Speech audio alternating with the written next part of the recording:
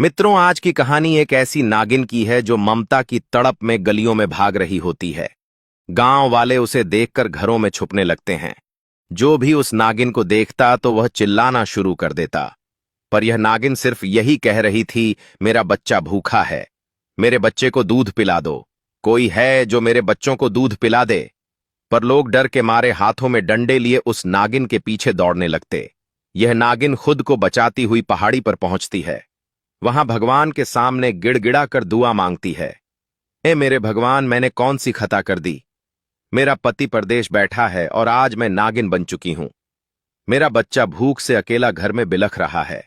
दोस्तों, इस जालिम औरत ने एक ऐसा जुल्म किया कि जिसे सुनकर आपकी आंखों में भी आंसू आ जाएंगे।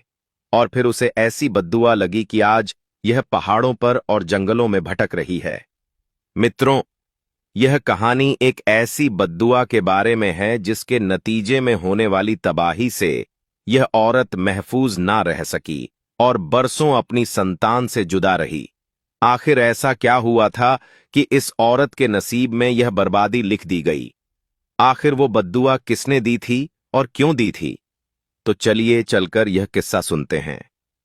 दोस्तों, यह कहानी एक गरीब औरत राधा के बारे में है। राधा अपने पति के साथ एक छोटे से गांव में रहती थी।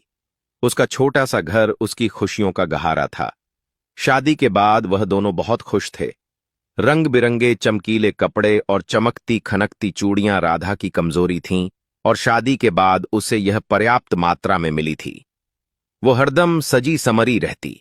अपने पति की मोहब्बत पाकर वह खुद को दुनिया की सबसे खुशकिस्मत लड़की समझ रही थी।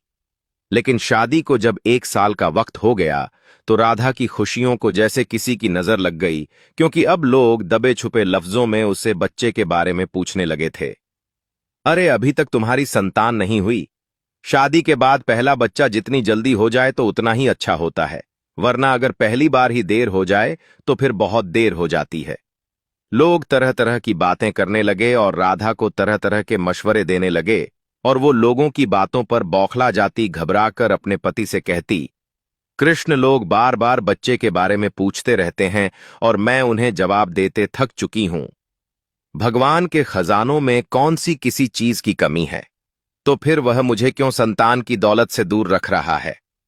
तुम ऐसा करो, मुझे किसी आयुर्वेदाचार्य के पास चेक करवा दो, शायद कुछ अच्छा हो जाए, शायद मुझे भी संतान नसीब हो जाए।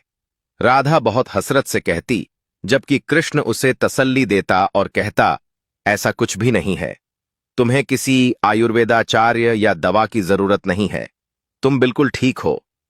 लेकिन फिर भी अगर तुम्हारी तसल्ली आयुर्वेदाचार्य के पास जाकर ही होगी तो फिर मैं तुम्हें ले जाता हूं।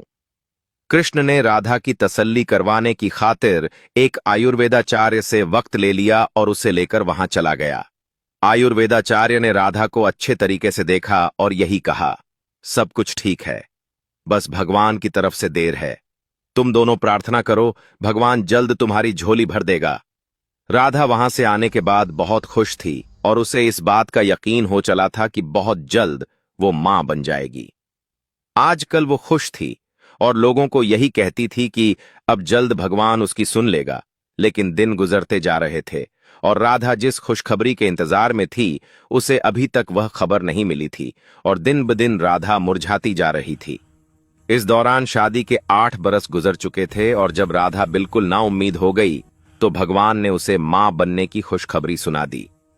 राधा को जब यह खबर मिली तो उसे जैसे यकीन ही नहीं आया।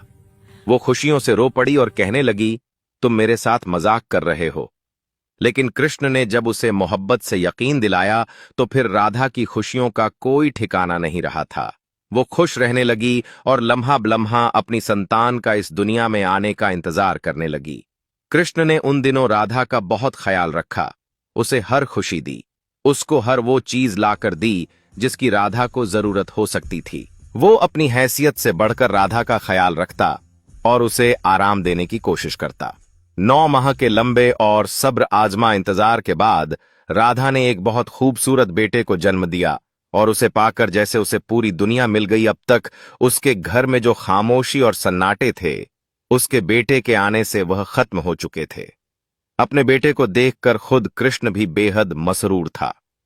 उन्हीं दिनों में कृष्ण का विदेश का वीजा लगकर आ गया और वह राधा को ढेरों तसल्ली और दिलासा देने के बाद अच्छी किस्मत और बेहतर भविष्य के लिए विदेश चला गया। कृष्ण का बेटा अभय तब 3 महीनों का हो चुका था। राधा ने कृष्ण को रोकने की बहुत कोशिश की, लेकिन उसका कहना था, अब हमें अपने बारे में नहीं बल्कि अपने बच्चे के बारे में सोचना है और उसके बेहतर भविष्य के लिए मुझे यह कदम उठाना ही पड़ेगा।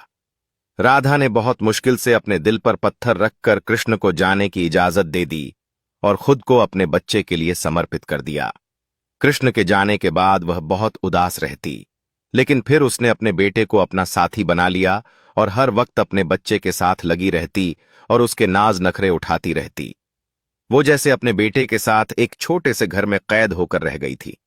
उसने कहीं पर भी आना जाना छोड़ दिया था और अपने बेटे के साथ अपने मन को बहला लिया था, क्योंकि अब कृष्ण भी यहां पर नहीं था और राधा को उसकी कमी बहुत महसूस होती थी, लेकिन अपने बच्चे के साथ लगकर वो बहल जाती थी।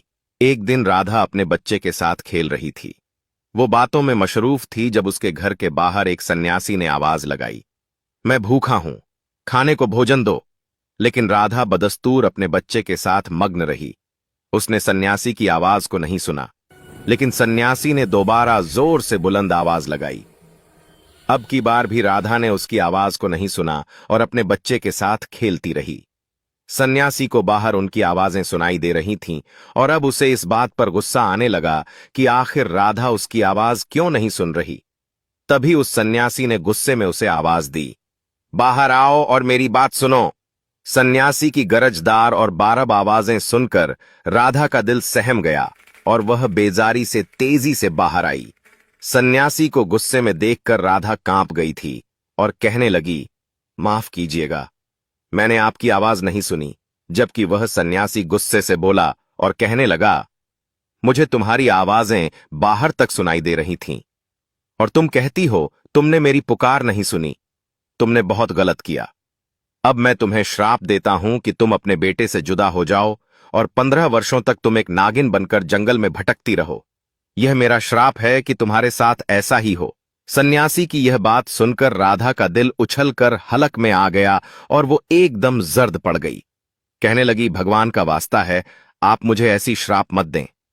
मैंने पहले ही बहुत मन्नतों और इच्छाओं के बाद अपने बेटे को हासिल किया है। भगवान ने एक लंबे वक्त से मुझे संतान सुख से दूर रखा और अब जब संतान के साथ जीने और खेलने का वक्त आया है तो आप मुझे उससे जुदा होने की शाप दे रहे हैं।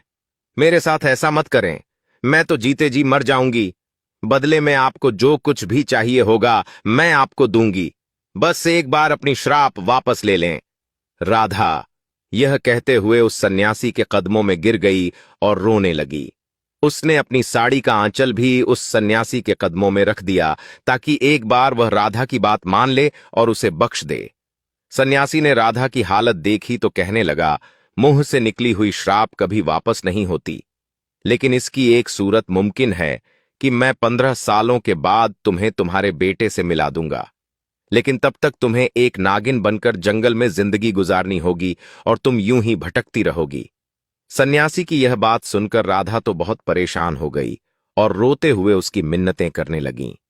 लेकिन सन्यासी ने उसकी एक ना सुनी और कहा कि वादे के मुताबिक तुम अब 15 साल बाद ही अपने बेटे से मिल सकोगी। सन्यासी तो यह कहकर वहां से चला गया।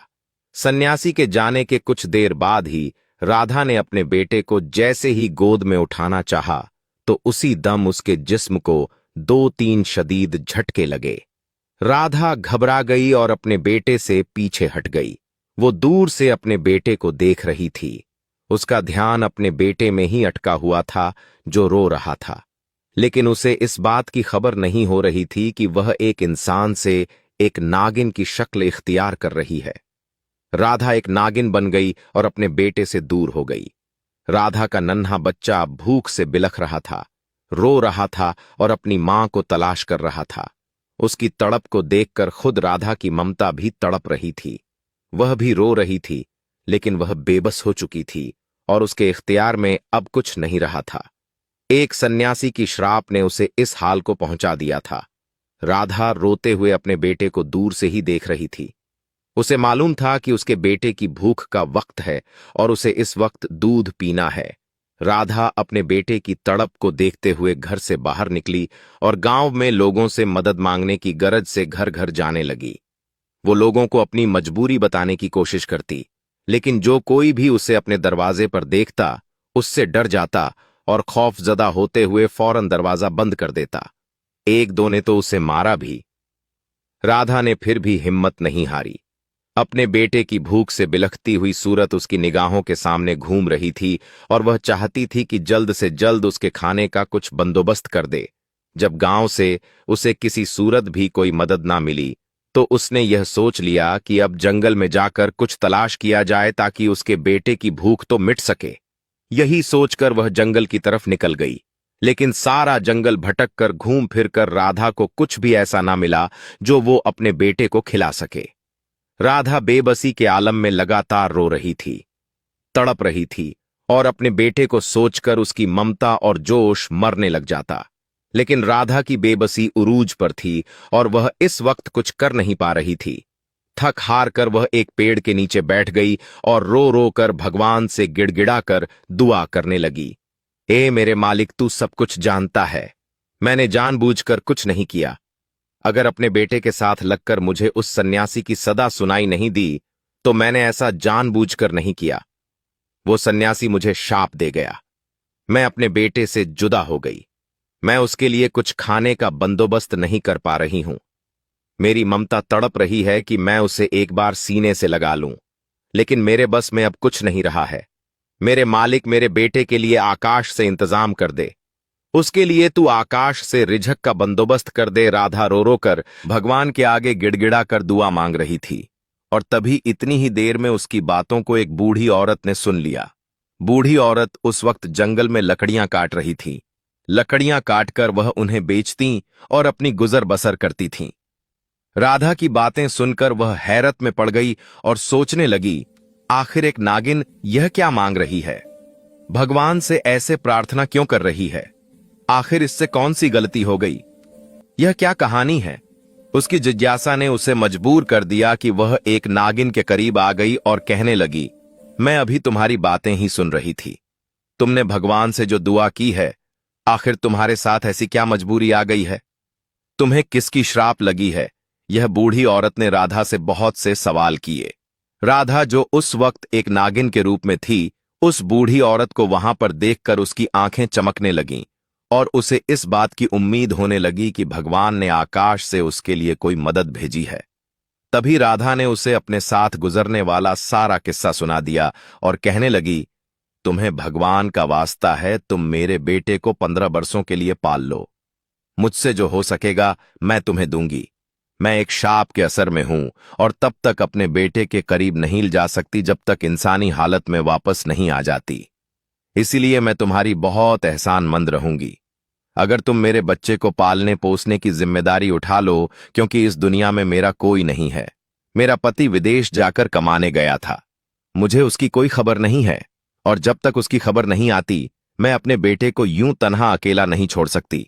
उस बूढ़ी औरत का दिल राधा की बातें सुनकर पसीज गया और वह राधा से कहने लगी, तुम फिक्र मत करो, मैं तुम्हारे बेटे की जिम्मेदारी उठा लूंगी और उसे अपने बेटे की तरह ही पालूंगी। बूढ़ी औरत की बात सुनकर राधा का दिल खुश हो गया और उसने अपनी गहरी नजरों से उसकी तरफ देखा और कहा, तुम्हारा यह एहसान मैं सारी जिंदगी नहीं भूलूंगी।